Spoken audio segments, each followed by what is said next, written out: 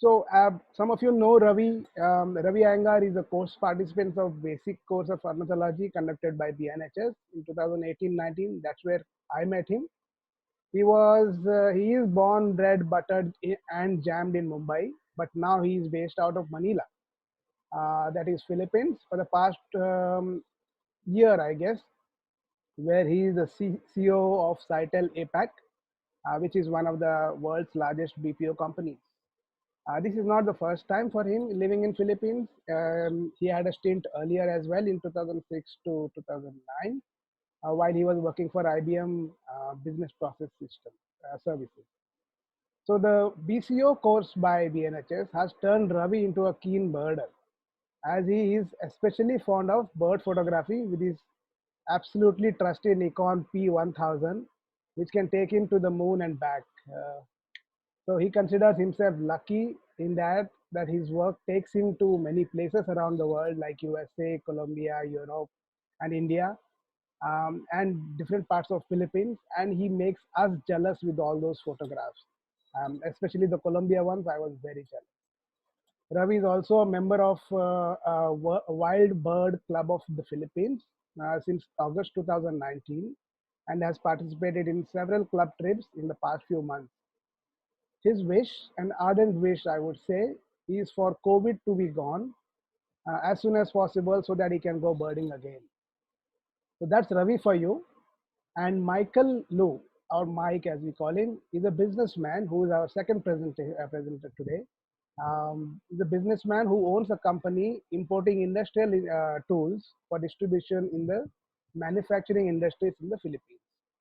He discovered bird watching accidentally, and I'm sure he will talk about it, when he stumbled upon Complete Guide of the Birds of the Philippines when it came out in the bookstores in the year 2000, not long ago. So he was one of the founders and served as the president of the WBC Club of the Philippines for the first 9 years since its inception in 2003. He was elected again as the president this year. Mike is also one of the founders and executive committee member of the Asian Bird Fair, which has been held in different Asian cities every year since 2010. He has been invited as a speaker in various bird festivals abroad, including Global Bird Watching Conference in Gujarat and Chambal Bird Festival in Uttar Pradesh. And he's absolutely no stranger to India. And most recently, he was invited in the South American Bird Fair in Colombia. Mike, namaste from India, and we are honored to have you among us today. And we look forward to the bird of the Philippines, to see the bird, get an introduction to the birds of the Philippines. Over to you, Ravi and Mike. Unmute your devices and then you can speak. Okay, thank you very much, Francis. So, people, are you ready to go birding in the Philippines? Yeah. Yes. That's my trusty P1000, right? That can take me to the moon and back. Great. So Ravi, before you take us to the moon, I would say that all the participants, you can post your questions on the screen on the chat. Use the chat thing, and you can keep your questions at the end so that the presentation is fast and clear, and it is easier for us to understand. Please put your videos on off and audios on mute. Thank you. Okay, can everybody see my screen, Francis? Yes, we can see your screen. Okay, great. Then let's go. So first of all, it's an honor for me to share this virtual stage with Mike. Mike is a good friend of mine over the last year. He's the first face of the Wild Bird Club of the Philippines that I saw and have been seeing over the last year or so. So welcome to the presentation, Mike, and yeah, so glad we could do this together, and so thankful that you agreed to do this one. On your screen, what you are seeing is the Philippine eagle. This is a critically endangered bird. It's also the national bird of the Philippines. So moving ahead, just in terms of what we're going to cover here, So first things first, a little bit about the Philippines, and then talking about some of the birds about the Philippines and some facts about them. After which, I'm going to hand over to Mike, and Mike is going to talk about the Wild Bird Club of the Philippines. I know that's a mouthful, so from here on, if you hear me say the club, then we are talking about the Wild Bird Club of the Philippines, right? We'll also talk about some things that we have already done this year in the club, and but it will be just typical of what a calendar of the club would look like. It's only going to talk about the first couple of months of the year because after COVID happened, all birding stopped. So everybody's waiting for the virus to be gone so that we can start birding again. And then I'm going to talk about some of the common birds that we have in the Philippines, and then specifically around Metro Manila, there are several birding hotspots that you can go, which are a drive away. And if you want to do something more, then you could go and visit a couple of places that I mentioned here. And just in the interest of time, I've only talked about a couple of places, but if I wanted to, I could have listed 5, 6, 10 more places. So there are plenty of places to go in the Philippines. And then at the end, what I'm going to do is that we'll open the stage for questions, and that's really the agenda for today. So now, why do I have this slide which says, where is the Philippines? The reason I have this slide is because, a lot of people that I speak to don't know where the Philippines is. And the last time I spoke to somebody, they said, are you in Indonesia? And so, I'm sure there are a lot of you who know where the Philippines are, but there are many people who I speak to who don't know where it is, right? So, uh, were you able to hear that, Francis? Yes, we were able to hear that. Okay, so I actually spent a lot of time, learning this animation for this presentation, and so therefore I'm going to do it again. Right?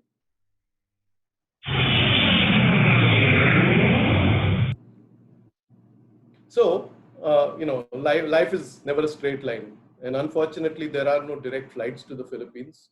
And while my animation shows that, and in fact, because of COVID, we've had Air India do some human services, and they have been able to get students and other people stranded in the Philippines out of here back to Mumbai. Even though Air India doesn't have uh, an office or any kind of base here, through the ambassador and our people here on the ground, we were able to move those flights.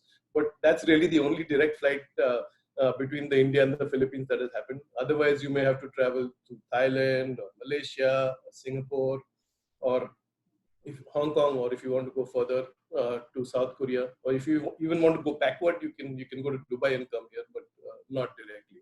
Hopefully, that might change. But yeah, it's I mean, end to end, it's probably a 10, 11 hour journey, but it's worth the trip.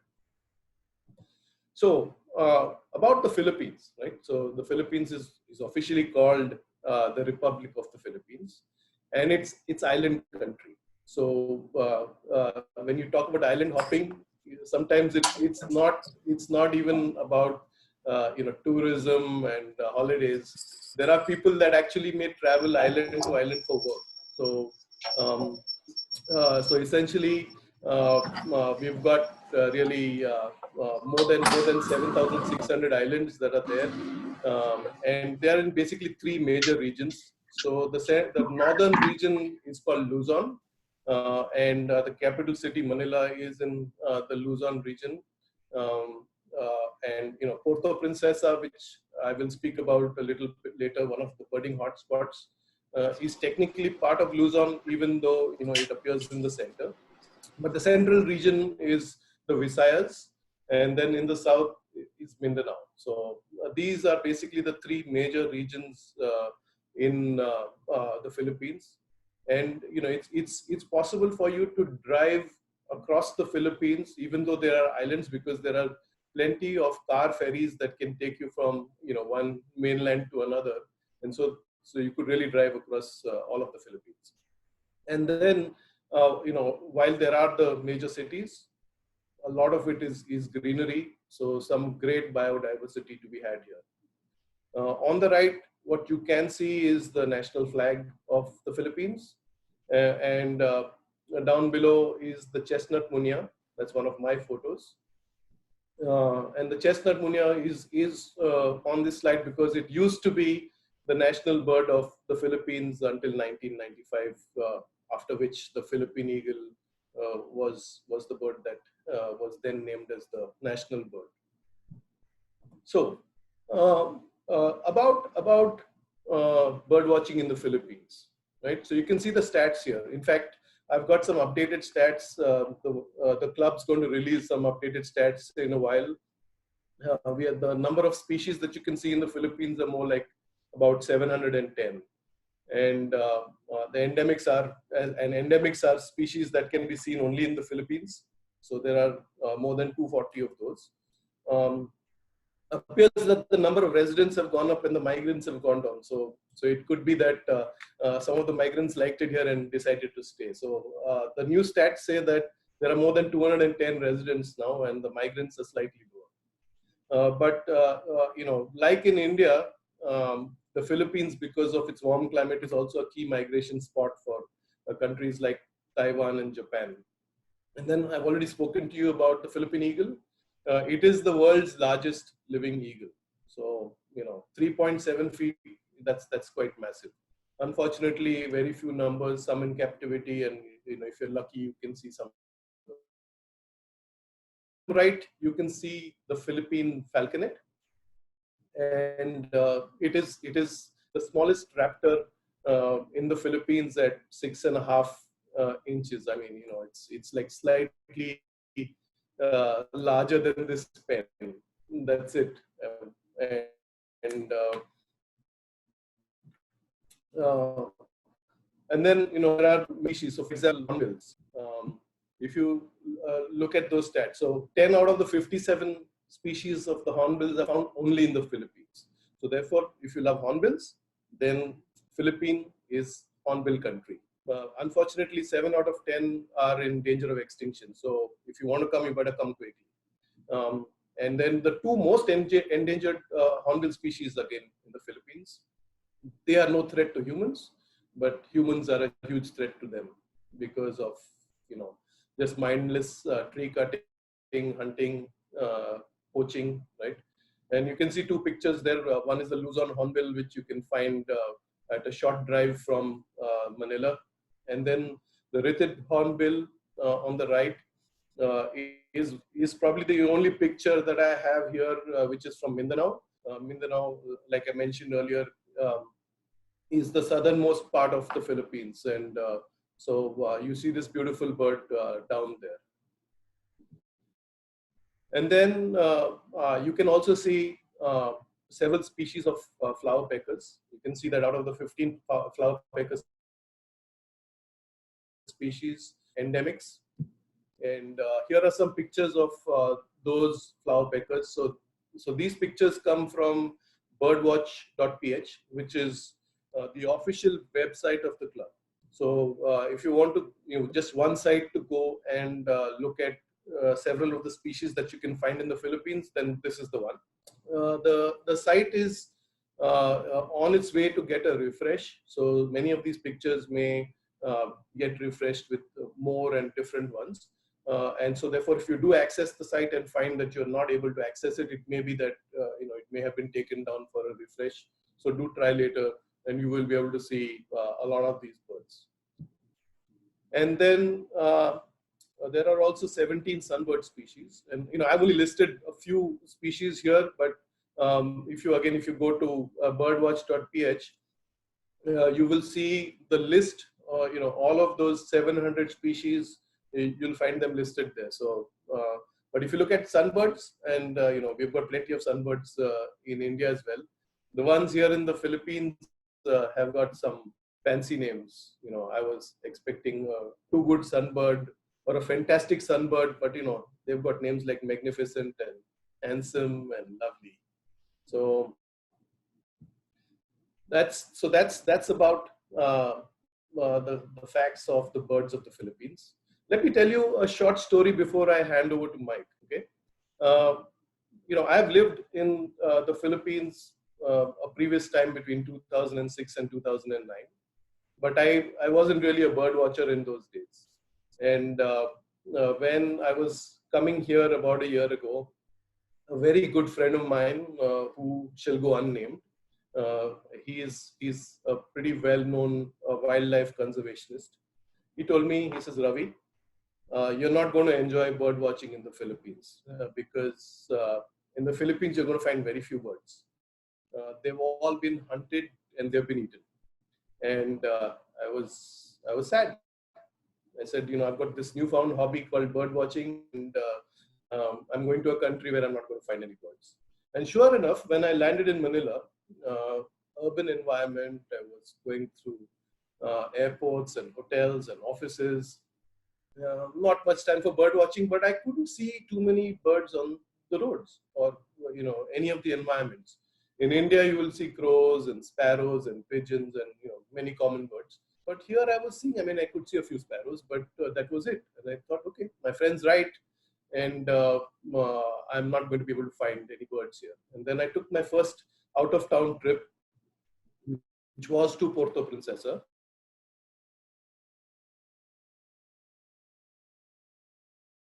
In Palawan.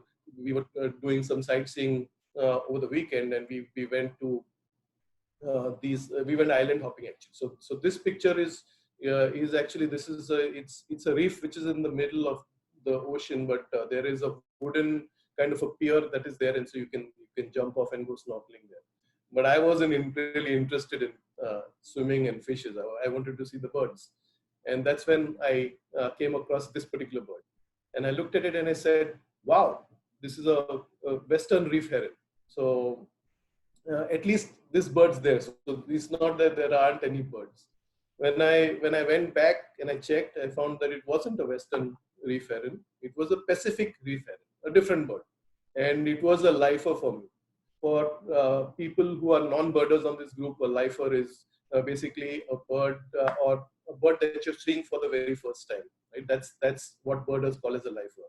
For example, my lifer list is uh, getting to about 550, and Francis and I have this competition between us. We are approximately in the same positions. He has seen a lot more Indian birds. Um, because I get the chance to travel.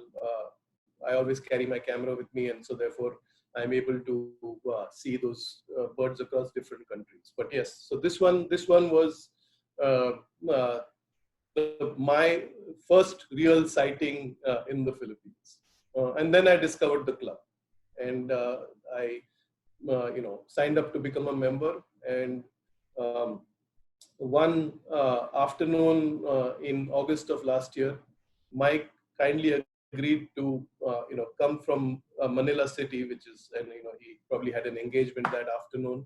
After lunch, he picked me up and we went for my first club birdwatching visit, which was at the American Memorial. You'll see a picture of that later on, and that was my introduction to the club, and my start of birding in the Philippines. So far in the Philippines, I've seen like probably about 135 species. Many of the pictures in this presentation, I may add, are not my own pictures, and I haven't necessarily seen all of those birds, but I intend to the moment I can. So a long way for me to go still in the Philippines, but I'm 135 is a very long way away from 700. So let's see how close to 700 I can get. And so with that, let me now hand over to Mike, and Mike will talk you through the Wild Bird Club of the Philippines. Mike, over to you.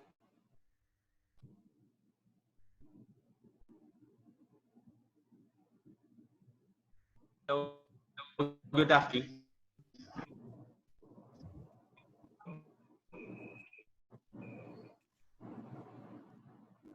Mike, you're on mute. Francis, can you just unmute Mike? Uh,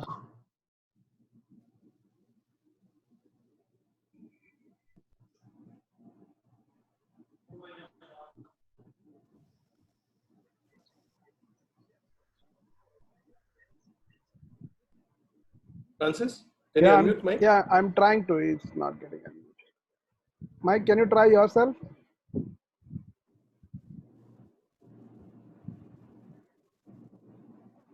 Okay, okay.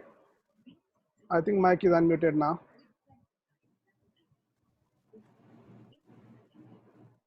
Yes, ma'am. Okay. We may have lost Mike.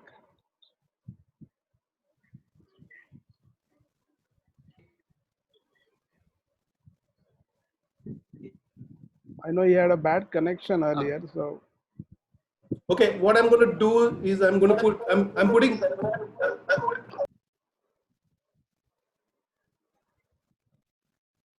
Hello, can you hear me? yes, yes, Mike, we can hear you. I'll just the phone. I'll just pick. Sorry. So the Albert Club was started in 2000, and the main aim is to convert watching to our countrymen and to Uh, get records. Ravi, can you adjust that? We can't hear, understand clearly.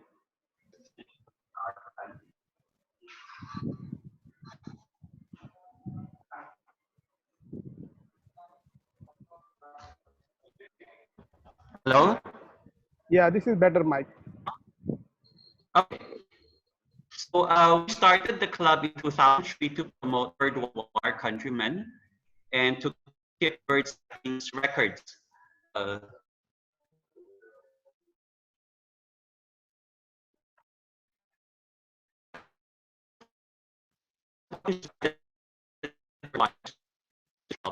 and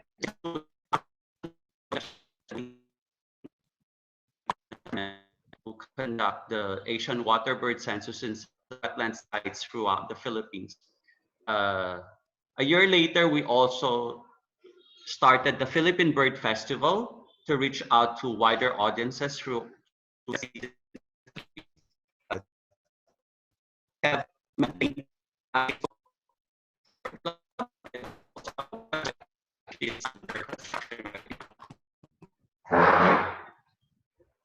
Next slide.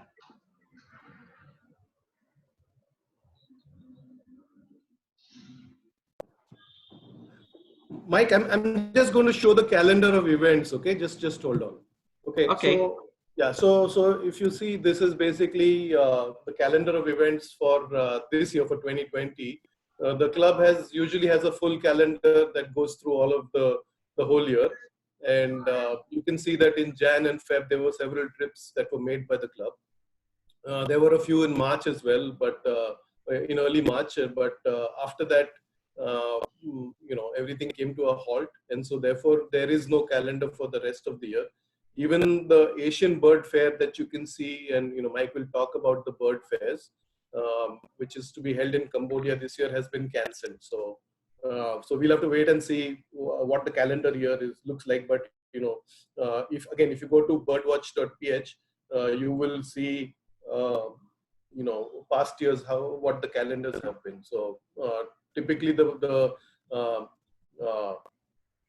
uh, the club would do short trips, which will be day trips, or it could be 2 or 3 day trips to different places. So which is similar to what we may have done in BNHS. Okay, Mike, I'm on the next page. Okay. So how I started the bird watching was when I went to a bookstore one time I saw this guidebook, the complete guide to the birds of the Philippines, and I was surprised to see that we have so many birds. Prior to that, most of our textbooks only show us Philippine eagle, and we don't know much else. Uh, if you would know, the Philippines was an American colony, and we were using textbooks which were from the US. So I'm more familiar with cardinals and blue jays and robins, everything else which are not found in the Philippines. So I never knew the birds in the Philippines. Then I searched on the internet and found the Oriental Bird Club, and there were a few Filipinos who were bird watching on their own also.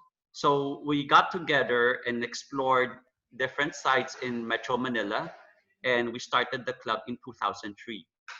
Uh, and we realized that we have to introduce more people to bird watching by conducting guided bird watching trips. So what we did was we bought uh, binoculars and rented it out for during these activities.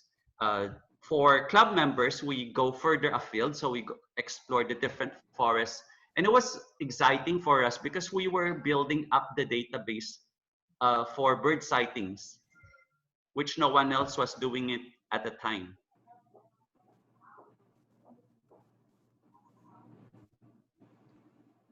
Okay. Okay, I'm actually going to go back, Mike, for a slide before I go forward. So if I go back here, if I look at the picture here Oh, on the top left, that's the picture of when the club actually was started, and you can actually see a young Mike there in the picture on the left. And then at the bottom here is one of our trips that we did last year, and you can see me in the center. That's a trip to a place called Pampanga. And then you can also see the logo of the first Philippine Bird Festival that was started in 2005. You can also see some resources at the bottom here. You can see the Facebook page as well as the birdwatch.ph website. Okay, so over to you again. okay. Next slide. Okay. So aside from guided trips, we also keep records, which goes into which helps in conservation. We just pick up one site, which is called the Las Piñas Paraque Critical Habitat. We have been bird watching in this site, and we got in touch with the Department of Environment to cross-check with data. And when I told them about this place, they said they never had any data there. They never conducted the Asian water bird census in any site in Metro Manila because they didn't know that there were birds in the metropolis. So we said, well, let's do it. So since 2004, we have been conducting the AWC in this site, and 5 years later, it was declared as a critical habitat because it the vulnerable or endemic Philippine duck has found a residence here, and more than 1% of the East Asian flyway population of the black-winged stilt and the common green shank has been recorded in this area. And later on, it was declared also as a Ramsar site. And prior to that, we saw that the beach is covered in garbage. So probably a foot thick of garbage, and we started cleaning up the area. When other organizations heard what we were doing, they started helping us, and there were more of them, thousands and thousands to clean up the area. So now when you go to the site, you can see the sand beneath all that garbage. And that for us, like just starting with our volunteer efforts, is very satisfying for us as bird watchers. Okay, next. Can I move ahead? Okay. Yep. Next slide. And you know, on the yes.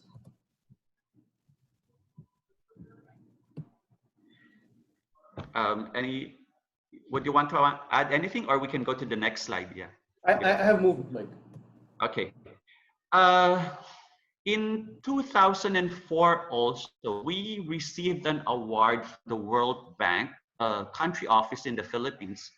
They gave us an environmental award, and we were surprised because we were like 1.5 years old only. And the award was given to NGOs that do not rely on external funding, and we're doing something that has not been done in the Philippines. So with that award, we said, how do we reach out to a wider audience? And we searched the internet, and we're seeing that all the other bird clubs in the region are having their bird festivals. So we said, okay, let's invite the schools, conduct lectures, exhibit games, make it fun for everyone. So that's how we started the Philippine Bird Festival. And 3 years later, we started inviting the foreign bird clubs in the region like Taiwan, Singapore, Malaysia, and we also attended their bird festivals. And it has grown and grown that it has been going around different cities in the Philippines. We work with the tourism department, with the mayor's office to bring in all the students because we think the hope for this country lies in the youth. So we want to educate the younger generation to make them aware of the avian diversity in the Philippines. Last year, we started targeting the bigger cities with the Urban Biodiversity Fair. It's a smaller fair, but more focused on the learning session. So we, aside from teaching them about ecosystems, how birds use their beaks and bill and feet, we also have actual bird watching and even tree walks where we guide them around public gardens to identify the trees found in the parks. That's Okay, it. thank you, Mike.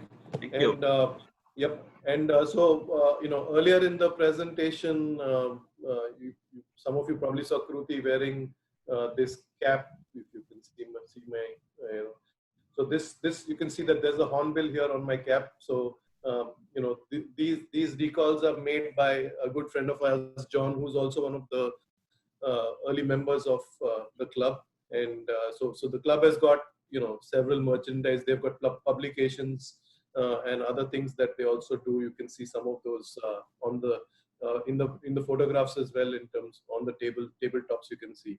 So that's about the club.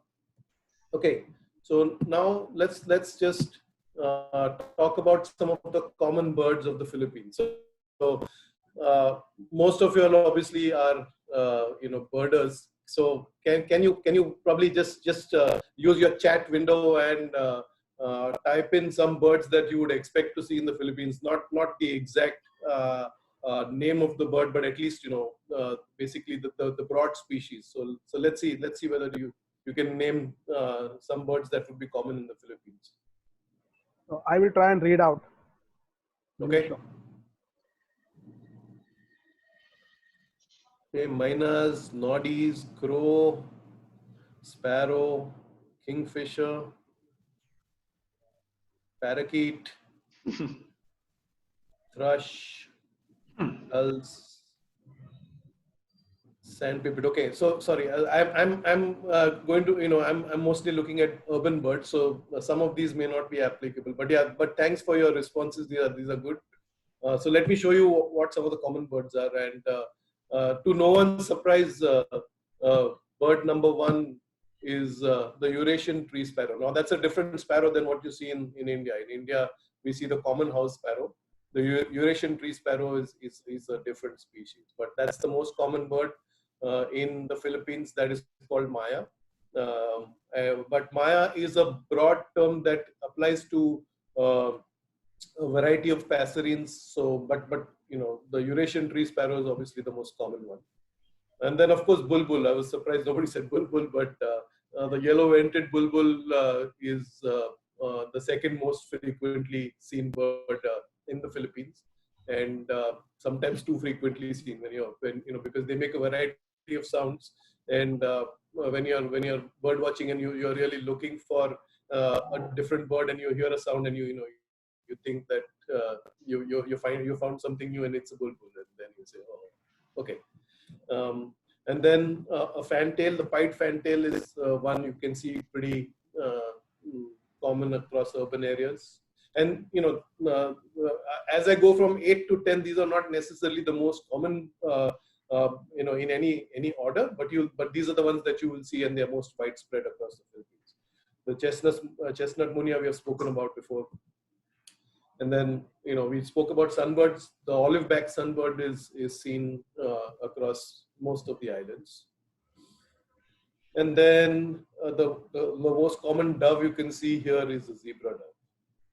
And then an oriole, we call them flying mangoes, the black-naped orioles. the pied triller. This is probably a, we may not see that in India. Kingfisher, until I got here, I had seen the kingfisher only once in Goa. But here, you can see them everywhere. Right? In fact, after I saw that Pacific reef heron that I spoke about, the collared kingfisher was the second bird that I also that I saw on that day. I initially thought it was a black cat kingfisher, but when I looked at my picture more closely, I found it was a collared kingfisher. And then finally, there is a small species, the pygmy woodpecker, small in size but big in sound. I've actually got a couple of sounds here, and I've got a story about at least one of them.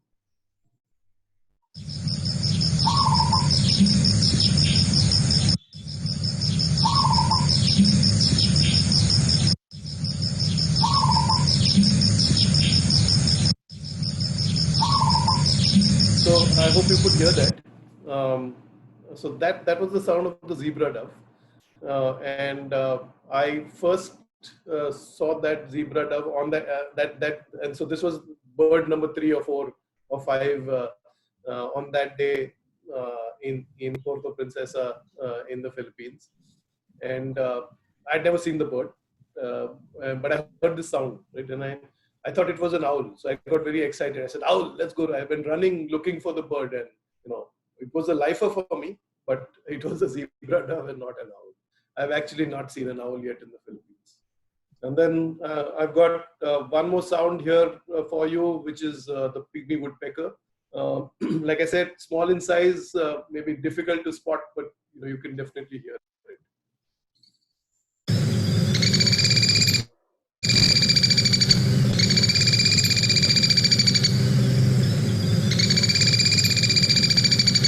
So those are the common birds of the Philippines, and now I'm going to go into a couple of slides, which is in the style of Dr. Raju Kasumbe, the original presentation that we did in the Philippines on the BNHS presentation. Sorry. So you got 2 birds here. Can you on chat tell me whether they are the same or different?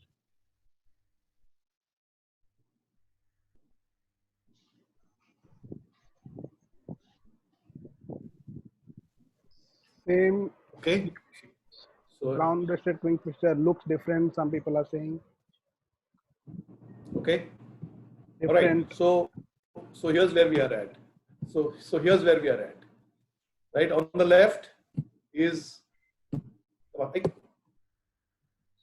the white-throated kingfisher, which is what is the common bird in India, and on the right is the brown-breasted kingfisher. So somebody's got the name right, because in the Philippines, what you do see is that you don't see as much of white. It's only a small patch that's at the throat. Whereas in India, you'll see, its throat and breast is fairly white. I mean, you disregard the wing, the blues and greens, because that's also the light. They would otherwise look fairly similar. Okay, one more. What about these 2?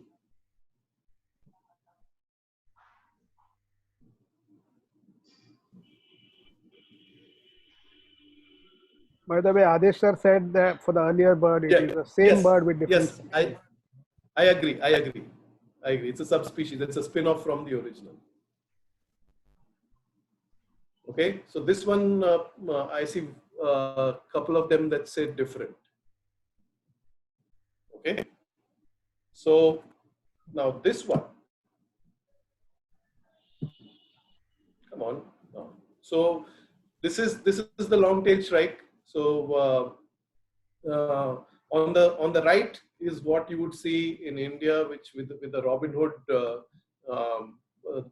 black strip, and on the left is what you see in the Philippines with the total black head. That's but in terms of the species, it is a long-tailed shrike, both of them. Okay, so let's move ahead and let me just take you through some birding hotspots of the Philippines. So I have been to many of these, but not all of them.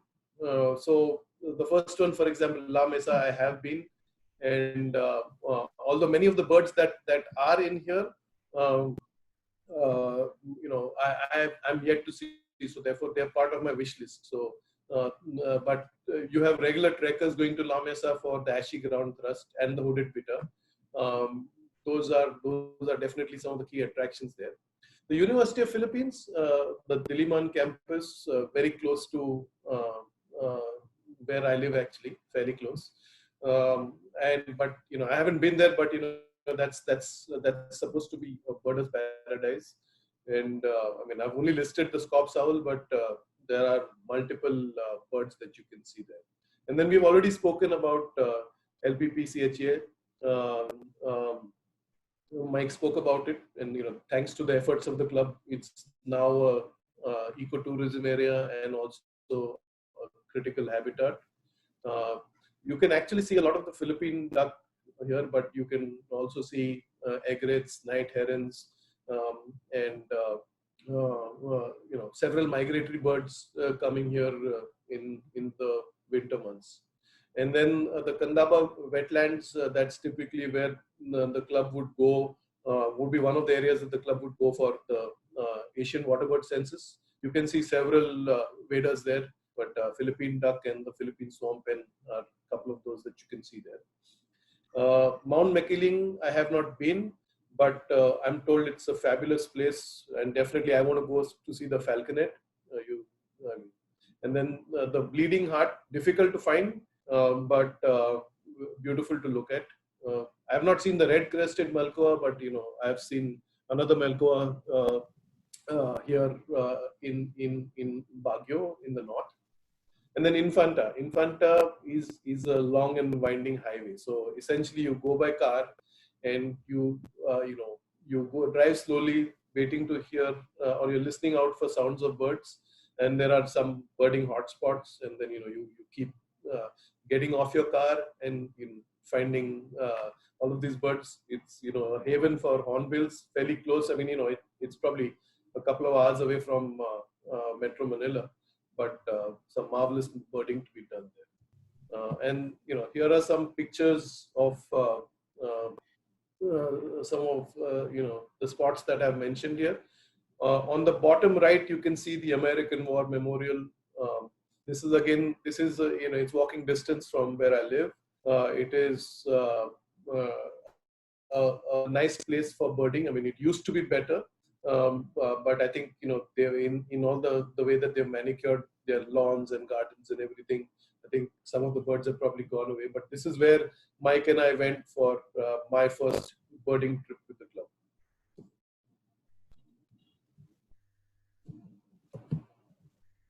Okay, and then if you want to go outside of Manila, so Palawan is one of the best places that you can possibly think about.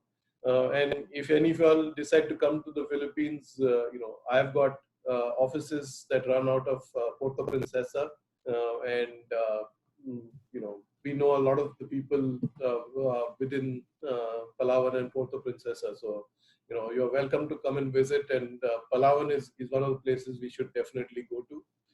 You can see at one time it was voted as the best island in the world.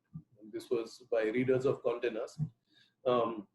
It's got two heritage sites. It's got the Tubata Reef, and it's also got the subterranean river, which you can take a boat and go underground, and there are some marvelous formations that you can see of stalactites and stalagmites. And you'll probably also find some snakes in the course of your underground river. You could also see several birds. I mean, you can see some swiftlets, etc., that live and just underground in all that darkness. So that is just a marvelous place to go. But in terms of bird watching, Palawan has got like a whole variety of species that you can see. They also have this bird photography race, which is an annual event. It typically happens in the latter end of the year. Let's see whether we do it this year or not. So one of the attractions here is the Philippine cockatoo, and it's also called the red-vented cockatoo, but it's a critically endangered species. And unfortunately, less than 1,000 of them now are across the country. In Palawan, there are probably about 180 in the wild, and the Katala Foundation there in Palawan is the one that is looking for preserving this particular species. The peacock pheasant also is another one that is endangered and is difficult to see. You may probably be able to see some in captivity. More difficult to find them in the wild. The other hotspot that I wanted to talk to you about was Bohol. So Bohol is in the central Philippines in the Visayas. I have been to Bohol, but that was more than 10 years ago. As a tourist, not as a bird watcher, I wasn't really interested in birds then. In the Bohol, you can find the tarsier, which is the world's smallest primate. You can see them, but apart from that, even in terms of birds, bird watchers paradise again. So you've got this Raja Sikatuna National Park, which is again a haven. It's also now it's a reserve, and so therefore it's protected. And definitely the azure breasted pitta is one of the birds that is one that you would want to see there. The bottled broadbill, when I saw this bird the first time, I said, wow, look at that bird. And I said, one day I want to see that. I want to see that bird. I have not yet been able to see that, but I'm sure one day I'll definitely be going to Bohol and visiting the national park and trying to get a glimpse of that one. It's such a beautiful bird. And in terms of books, so since obviously the time when Kennedy was the books of the Philippines came out, there have been several other books that have been written about the Philippines. There are a couple of them that the club, along with the Department of Tourism and the Primo group of companies, basically, set out these two books. The photos and all the articles, etc., are all from the club members, and the club, along with other merchandise, also promotes these books. The picture on the left, the book on the top, which is Birds of the Philippines, is an eagerly awaited book, expected to actually be launched next month. It's by Desmond Allen, who is very well known in the Philippines, and people are eagerly awaiting for that book because they're expecting, because Kennedy by now is a little outdated, and so therefore we definitely need a refresh there. At the bottom there are some other books. Some of them are friends who are club members. There's Mads and Adrian, to name a couple, that have got books in there. So definitely, apart from what I mentioned in terms of birdwatch.ph and the Facebook page of the club, there are books and other articles that you can think about looking at for the Philippines. And finally, before we end for questions, some of the pictures here are mine, but Mike had a lot of input into many of the pictures because he's obviously done a lot more birding in the Philippines than I have, and then he was also able to get some of the club members to share their pictures for this particular presentation, and so here's where we are. And with that, I'm going to open it out for questions. And you can see that if you want a copy of this presentation, there's a link there, but it's a little complicated one. The easier way is to probably email me at iyengarkravi@gmail.com, and I'd be happy to send you that presentation. So with that, open to questions. Francis, you want to unmute people, or? Yeah, surely I'll do that. They are unmuted. Everybody can unmute yourself and start asking questions. Ravi, I'll start with one which is already there. when you were Sure. showing the hotspot, one question was from Lakshmikant Neve. How many days required to cover all such hotspots? Okay. I don't know whether Mike uh, can answer that question, but typically, if you're going to Palawan or Puerto Princesa, it's a less than an hour flight from Metro Manila. So my usual routine is that I work nights, as many of you are aware, and uh, uh, you know. What I do is I take a 4 or 5 a.m. flight, and I'm usually at my hotel by 6 a.m. and I bird from 6 to 10, may have breakfast, and then I go to sleep. But if you're really going to let's say Palawan, I would say that you would definitely want to, if you're going all the way there, you would definitely want to go and um, see the uh, uh, underground river. And so I would say at least minimum of 2 days in Palawan. I don't know of the whole, I've not been there. But if you're really going to go around, you'd probably require at least, let's say, a week. If you wanted to cover 2 or 3, you're never going to be able to cover more than that in a week. All right. Okay. So a week to cover 2 or 3 hotspots in Yeah, Philippines. That's what I heard. correct. Okay. Question is from Vinith. Are there any vultures in Philippines? Mike, you want to take that question? Vultures in the Philippines, but there was one record of the Cinerus vulture in Batanes, which is the northernmost Philippines. Accidental only. All right. Thank you, Mike, for that. Another question from Jaideep. Bird migration patterns have already been seen some changes during COVID. Have you seen any such changes in Philippines in the lockdown? I think there's not enough data to substantiate such conclusion. Okay, so not many observations on that side. Another question from Rajeshri is, do we have to trek a lot in these trips, Ravi or Mike? So if you're going to Metro Manila, I mean, I've not been to Mount Makiling, but which I think is a trek. But most of the other places, if you're going to LPP, CHA, or if you're going to La Mesa, or if you're going to UP Diliman, I don't think there's a lot of trekking. It's a bird walk, so therefore I mean, it's flat surfaces. You will definitely walk 3-4 kilometers as would normal in India as well. But I'm sure, and Mike, maybe you can add anything. It depends. Yeah, of the sites that Ravi mentioned, most of them are just easy, very easy. Even the one in Infanta is just roadside birding. But of course, there are a lot of sites where you need to go trekking because the Philippines has so many different islands, different ecosystems. So there are like mountain forests which really need more hiking or trekking. All right. Any more questions coming, Ravi? You can still read the thanks Yes, I'm coming to reading. you. Yeah. Um, so what is Okay. the Lakshmikant is saying? I love Maya. What is the meaning behind the word?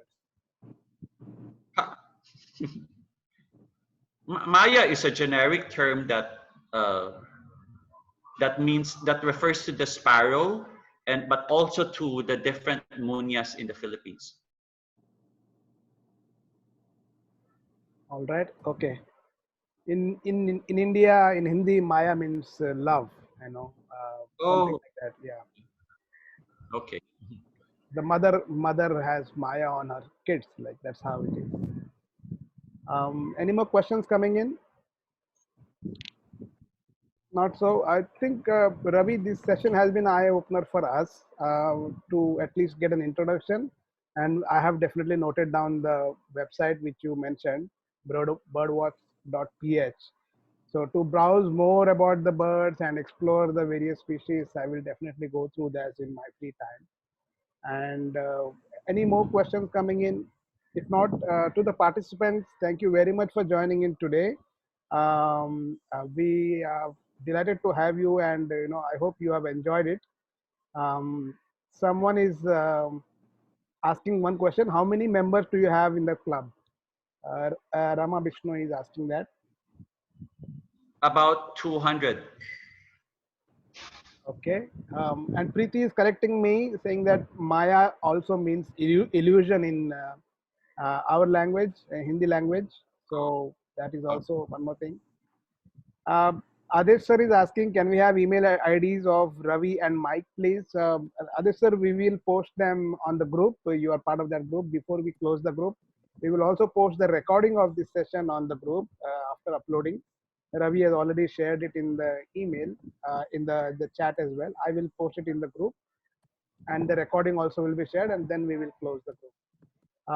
Yeah. Ravi, I'm sure you are reading the comments, so thank you, Sorry. everyone. Yes. I'm just putting Mike's email address here as well. All right. Yeah. Put an incorrect one. The second one is the correct one. All right. Great. So okay. So thank you all for listening here. So would love to have you here in the Philippines for the people from India, and for the people in the Philippines who have joined. We'd love to have you join the club and come with us. Yeah, so we've got introductory bird watches. We've got more advanced one, but there's something for everyone. So hope to see you there. thank you, Ravi, and thank you, Mike, for a wonderful session. Thanks, Mike. Thank you. Bye, everyone. All right. Bye, everyone. Yeah, with that, we will close the session. Thank you very much for joining.